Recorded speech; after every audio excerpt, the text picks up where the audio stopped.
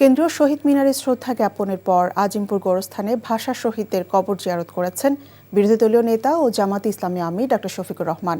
এ সময় তিনি বলেন, মানুষের অধিকারের লড়াই অব্যাহত থাকবে। শুক্রবার রাত ১টায় জামাত আমির আজিমপুর কবরস্থানে গিয়ে ভাষা শহীদ আবুল বরকত ও আব্দুল জব্বারের কবর জিয়ারত করেন। পরে দলের নেতাকর্মীদের সাথে নিয়ে ভাষা শহীদদের রুহের মাগফিরাত কামনা করে মোনাজাত করেন। এ সময় জামাত আমির সাংবাদিকদের বলেন, ১৯৪৭ থেকে ২০২৪ পর্যন্ত অন্যায়ের বিরুদ্ধে লড়াইয়ে শহীদ হওয়া সবাই জাতীয় বীর। দেশের জন্য যারা প্রাণ দিয়েছে তারা জাতির জন্য অনুপ্রেরণা। তিনি বলেন, মানুষের অধিকারের লড়াই ভবিষ্যতে অব্যাহত থাকবে। তরুণ যুবকদের স্বপ্ন পূরণে জামাত ইসলামীর প্রচেষ্টা চলমান রাখার প্রত্যয় ব্যক্ত করেন দলটির আমির।